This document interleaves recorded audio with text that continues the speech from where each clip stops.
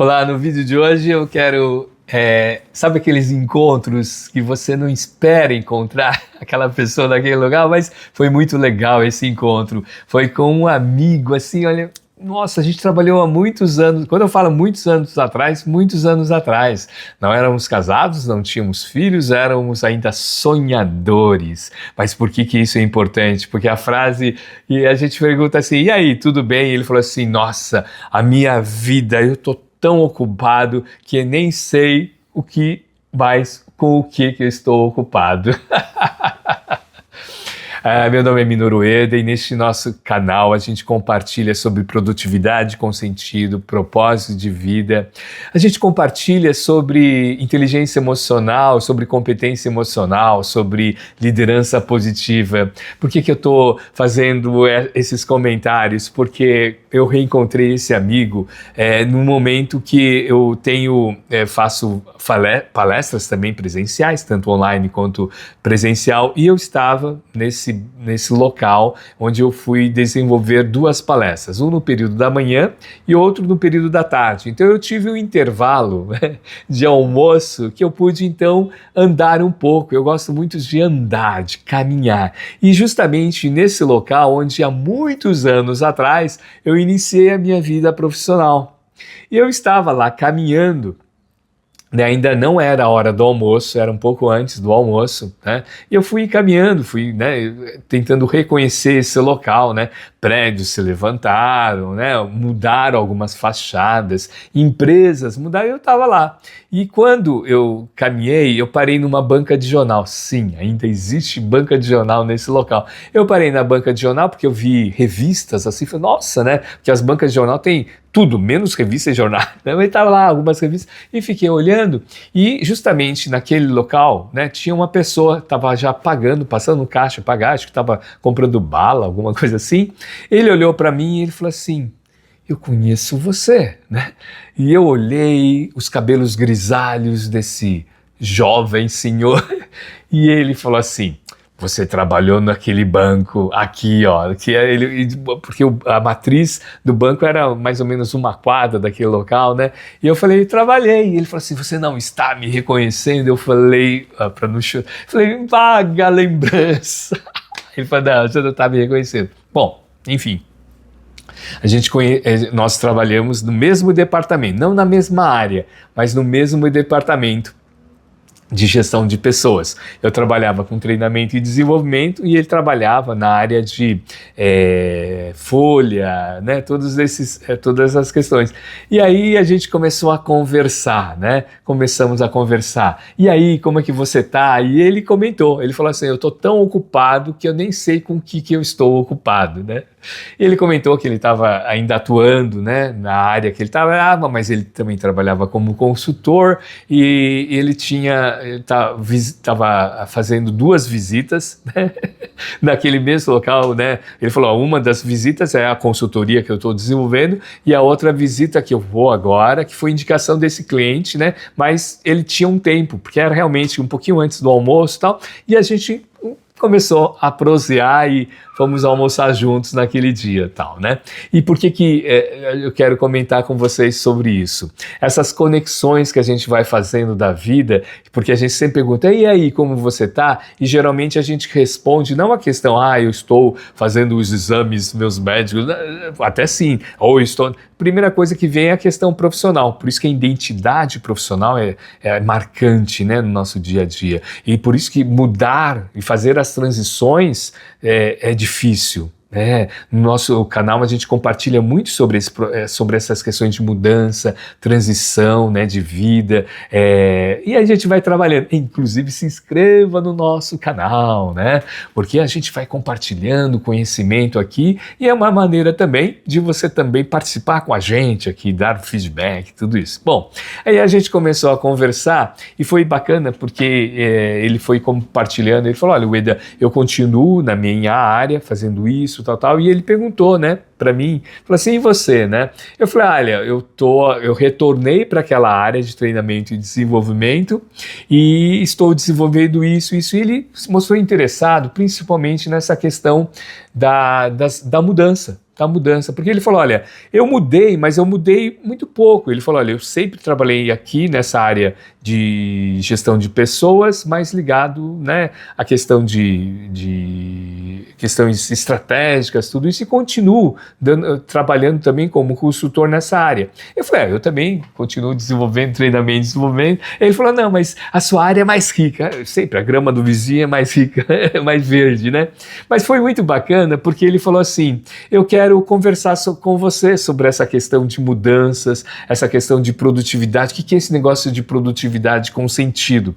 Eu falei, olha, aí eu comecei, né? Olha, foi um almoço longo. Foi mais de 1 hora. E a gente foi conversando e nasceu, então, essa ideia de compartilhar alguns erros, né, dessa questão da produtividade tóxica. Né? Porque quando eu falei produtividade tóxica, ele parou, ele estava lá, né? Ele parou e falou assim, Wenda, me fala mais do que essa produtividade tóxica, né? Porque lembra da frase que ele falou, olha, eu estou tão ocupado que eu nem sei ocupado do quê. Acho que foi uma brincadeira, mas quando eu falei das características da produtividade tóxica, quando eu falei assim, sabe quando você tem a agenda ocupada e você não vê sentido e significado, você não tem um encontro do flow? Aí quando eu falei flow, ele falou assim, Wenda, não fala essas palavras complicadas para mim. Ele sempre foi assim, sempre foi muito objetivo, né? Ele fazia os cálculos, eu estou lembrando, ele fazia os cálculos das folhas, né? Pessoal, é uma época que não tinha computador, era tudo na unha. Tudo na unha. Não, tinha os grandes, de grande porte, mas não tinha os notebooks. Notebook não existia, né? Então vamos lá. Aí eu falei, olha, o flow é o encontro, né? É a sua experiência, a qualidade da sua experiência naquilo que você faz. E ele falou, Wenda, nessa correria eu não consigo nem observar que qualidade, é tudo assim, né? Ele até brincou, né? É fazer o almoço e pagar a janta, enfim, ele usou essas terminologias, e quando eu falei para ele assim, o flow, um dos indicadores é quando você utiliza os seus pontos fortes e vai ao encontro a um grande desafio. Aí ele falou assim, Wenda, como isso significa, né? Ele começou, porque eu fui dando exemplos, eu falei, olha, de repente você tem um grande desafio e você está utilizando os seus pontos fortes, as suas forças humanas, uma competência, aquilo que de repente você construiu durante a sua jornada e você vem a esse encontro. Aí pelo não verbal, né, você começa a ver, né, ele mudou até assim, tal, né, começou a olhar menos para a comida e olhar mais para mim. Ele falou, Wenda, pode ocorrer as duas coisas, eu não ter... Como que ele falou? Eu não consegui atingir esses objetivos, né? Ele falou, ele utilizou assim, ele até pegou o copo, né? Ele falou, eu tá com um copo mais vazio do que cheio nesses aspectos, né? Eu falei, mas me fala o que você quer falar desse princípio? Ele falou, olha, porque às vezes eu nem sinto que eu estou utilizando as minhas competências e nem sinto que os desafios são grandes, porque para mim eu já entrei nesse ritmo, né, já sei. Ele falou, em várias consultorias eu já sei a resposta. e geralmente acontece isso, porque você já vai conhecendo as respostas. Eu falei, pode acontecer.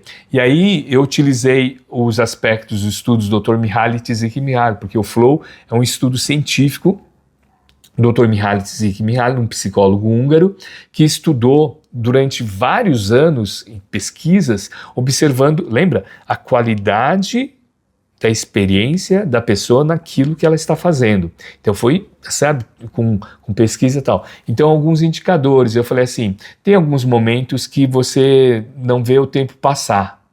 Tem alguns momentos que você sente que você se absorveu tanto que você tem desejo e satisfação de fazer novamente. Ele falou, olha, desejo e satisfação eu tenho, né? Talvez não olhando há um tempo atrás, tudo isso. E eu falei, e aí foi muito interessante porque eu falei para ele o seguinte, ou você sobe a régua dos desafios ou você investe nas suas competências e nas suas forças humanas. E eu observei pelo brilho dos olhos, falei assim, é isso, Ueda, desafio. Eu tenho que trabalhar, procurar mais desafios para subir a régua, E aí eu falei, é uma das maneiras. Por quê? Um dos indicadores que o Dr. Mihaly desenvolve é a apatia. Se você está apático, né, tem apatia, sabe, todo dia a mesma coisa, né? Lembra que esse meu amigo falou, olha, eu tenho desejo de satisfação, mas eu tinha mais desejo de satisfação antes. Então esses são indicadores. O que é o desejo? Desejo de novamente desenvolver esse ponto forte, essas forças humanas, essa atividade. E a satisfação de você observar algo e falar, pô, isso foi bem feito. Ele tem isso, só que ele falou que diminuiu esse processo. E eu falei, mas você, como que... Aí ele começou a perguntar para mim, né, como que eu fui fazendo essas conexões, né? Falou, nossa, mas você, lá você trabalhava com treinamento e desenvolvimento, depois para fazer carreira você foi para a agência bancária e depois a gente perdeu o contato. Eu falei, fui para a agência bancária, fui gerente, tal, mas eu continuei a fazer os cursos que eu fazia, né? Os cursos de formação, eu terminei a minha pós-graduação, depois eu voltei aos bancos para fazer o MBA, fiz os cursos de programação neurolinguística, formação de coach, formação novamente de programação neurolinguística, formação de mentor, outras formações de mapeamento comportamental, de outras formações de terapia, e fui falando, né? Fui falando dos livros, né? Ele falou, eu lembro, né, que você frequentava muito essa livraria que tinha aqui próximo, uma livraria chamada Veredas, lá na Avenida Paulista, talvez você, né, que trabalhou, conviveu muito lá na Avenida Paulista, tinha uma livraria chamada Veredas, já tinha a Livraria Cultura lá no Conjunto Nacional, tudo isso, mas tinha a Livraria Veredas, que eu me tornei amigo, né, do proprietário, né, do livreiro lá, conhecimento fantástico, era um pouco mais velho do que eu, um pouco mais experiente, e a gente conversava muito. Ele falou, velho, Ueda, esse livro, tal, né, e o círculo do livro, eu lembrei, e eu fui falando para ele. Ele falou, eu continuei fazendo os meus cursos técnicos, tudo isso. E ele falou, só que os cursos técnicos, a gente fica na mesma caixinha. É ele que falou, não sou eu. Aí você vai falar, você fala, mas é verdade.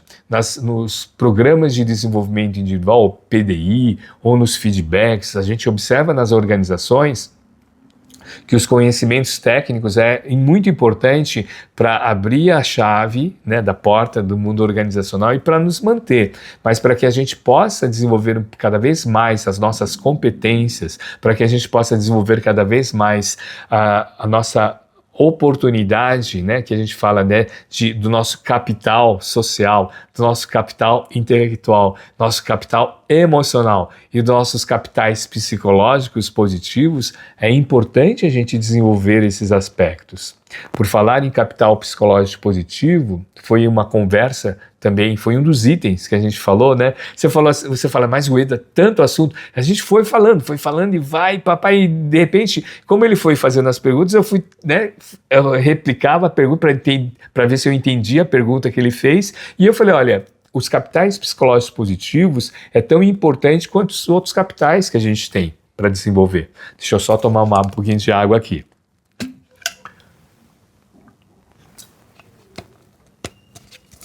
Os capitais psicológicos positivos são 4: autoeficácia, resiliência, esperança e otimismo. É um estudo do Dr. Fred Lutas, no ambiente organizacional.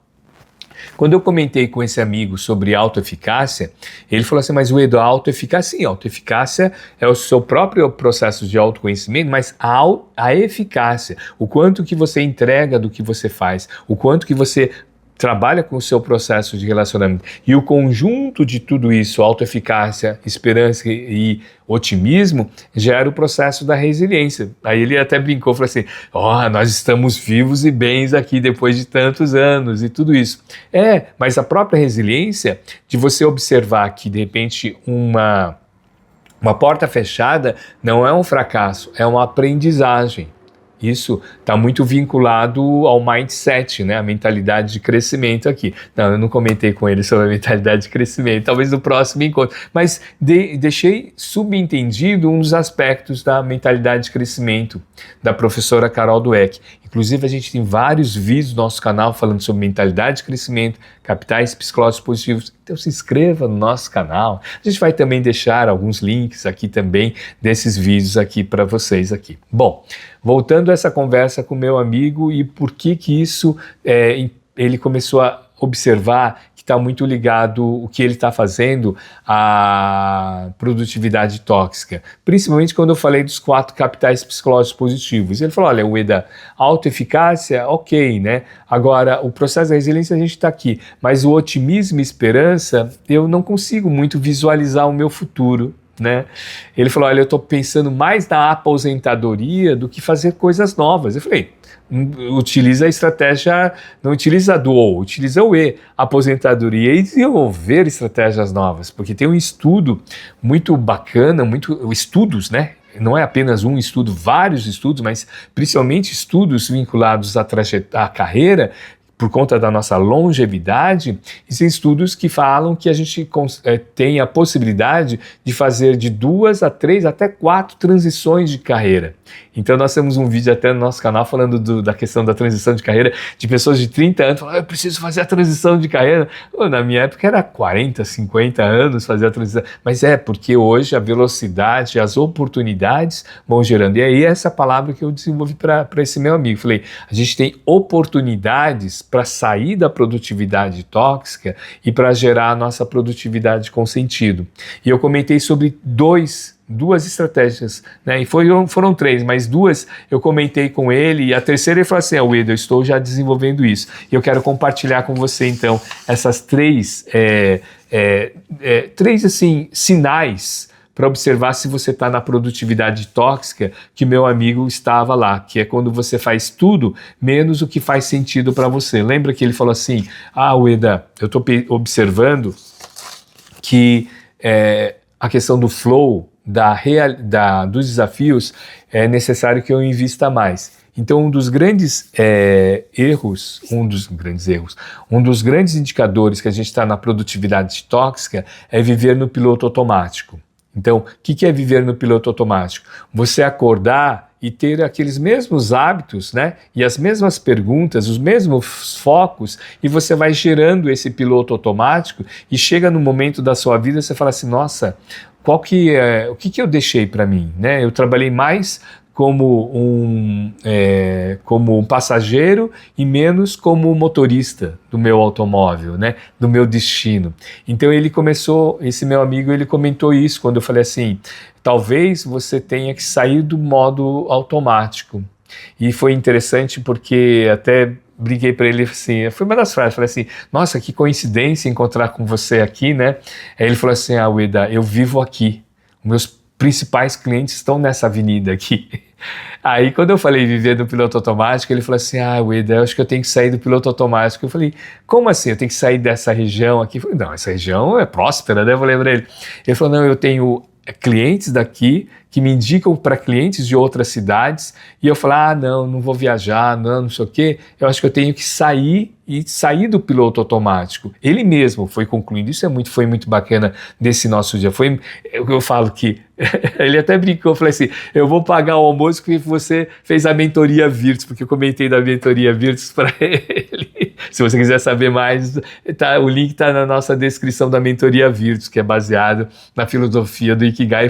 Aí ele falou, não, eu vou pelo menos pagar o almoço, pagar essa nossa reunião de mentoria que a gente teve. Porque ele foi concluindo, né, se viver no automático, ele falou assim, Ueda, realmente, né, se eu decidir também conhecer esses novos clientes no interior, em outra cidade, eu vou deixar o meu piloto automático, porque aqui, ele falou que ele mora perto de uma estação de metrô, então ele pega o metrô, vem de metrô, sai de metrô, almoça sempre no mesmo local onde nós estávamos, inclusive a alimentação é muito boa, bom, barato, barato nem tanto, mas com qualidade e tal, né?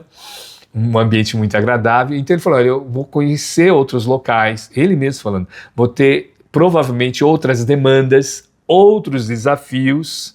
Olha como que quando você sai desse ciclo vicioso do piloto automático, você vai ao encontro do segundo processo, né? Desse segundo processo de você gerar então uma mentalidade mais aberta, de ter um processo de gerar o flow. Você já tem as competências, que é o caso do meu amigo. A segunda é acreditar que a emoção atrapalha na produtividade. Porque eu lembro quando eu comentei com ele, né? Porque ele falou, eu falei, eu escrevi 2 livros, um dos livros é a competência emocional, quanto antes melhor. Aí ele pediu, mas como assim, Ueda, as emoções, né? Lembra que eu falei, ele sempre foi uma pessoa mais racional, não que o racional impeça de você reconhecer as emoções, mesmo porque hoje felicidade é um dos capitais muito importantes das organizações para valorizar os talentos humanos, né? Não reter, né? Reter, mas valorizar, né? Os seus colaboradores. Então, quando eu comentei com ele, falei assim, às vezes as pessoas que estão na produtividade tóxica, eles ficam acreditando que a emoção atrapalha o processo. E ele comentou, ele falou assim, Ueda, você sabe que uma das minhas filhas, olha que bacana, ele falou, uma das minhas filhas, ela está cursando psicologia, e ela fala para mim, fala assim, pai, tira essa máscara, né? Se emociona, né, com as coisas que acontecem na sua vida, festeja, celebra, trabalha as emoções positivas para você. Foi nessa conversa que eu até comentei, falei, mas Ueda, que emoção? Eu falei, olha, o otimismo é uma das emoções positivas. Né? Eu falei, o orgulho de fazer algo bom é uma das emoções positivas. A gratidão é uma das emoções positivas. Quando eu falei de gratidão, eu falei assim, Ueda, cara, eu pratico a gratidão, mas eu acho que eu posso, foi palavra dele, eu posso ritualizar a gratidão. Eu falei, me fala o que é ritualizar. Ele falou, eu vou começar a escrever, porque ele falou, a minha filha fala que eu agradeço, mas eu deveria criar um diário da gratidão. Eu falei, eu tenho vídeos no canal que eu falo sobre o diário da gratidão. Eu falei, sabe por que o diário da gratidão é importante? Que vai gerando esse ritual que você falou, mas você vai escrevendo. E eu falei, adiciona um aspecto muito bacana no diário da gratidão. É assim, eu agradeço o encontro com meu amigo. E o que isso possibilitou? Nossa, possibilitou essa conversa, possibilitou esse roteiro para esse vídeo, possibilitou eu compartilhar conhecimento, possibilitou eu também reconhecer as minhas competências através, porque ele foi falando das competências dela, da autoeficácia, o capital psicológico positivo, um dos aspectos do alto capital psicológico positivo, que é a autoeficácia. Então foram 2. O terceiro, lembra que eu comentei? O terceiro foi foco no total, no fazer e nenhum espaço para o ser. Quando eu falei isso, ele falou assim, Ueda, já estou praticando a partir de agora. Eu falei, como assim? Ueda, essa sua mentoria aqui, já comecei a refletir o que eu posso mais ser ao sair do piloto automático e ao entender que a gratidão é também uma das emoções muito importantes. Então eu posso começar a abrir cada vez mais para as outras emoções. E eu falei, mas que conclusão você tirou disso? Porque aí eu tinha comentado para ele, falei assim, muitas das nossas decisões são muito mais emocionais do que racionais e cognitivas. Então é necessário eu entender quais as emoções que fazem com que eu tome as decisões. E olha que sacada desse meu amigo. Por isso que os clientes vão indicando outros clientes, porque ele é genial nessa questão de conexão que ele fez. Ele falou assim, Ueda, agora estou entendendo esse processo. O quanto mais eu valorizar as minhas emoções, eu vou conseguir sair do piloto automático. Eu falei, como assim? Porque eu já tenho um dos clientes das cidades que um dos clientes, inclusive ele falou, olha, semana passada me indicou que é a mesma cidade onde nasceu a minha esposa, que está a família da minha esposa. Então eu posso unir o útil ao agradável, eu posso ir, né, fico com a família dela e fico trabalhando. E ela também, né, pode tirar alguns dias, porque ela tem horas, né, ela trabalha na área de TI, ela tem horas e também trabalha online, né? Então home office, então a gente pode ir para lá. E ele falou assim, Ueda, eu vou conseguir então gerar esse equilíbrio de qualidade de vida pessoal e profissional.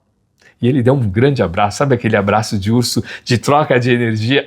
Isso não se paga, isso é uma questão de quanto a gente semeou os nossos relacionamentos positivos e o quanto isso vai gerando cada vez mais a nossa importância de ter um propósito de vida do nosso Ikigai. Porque nessa conversa com meu amigo eu fiz a jornada, né?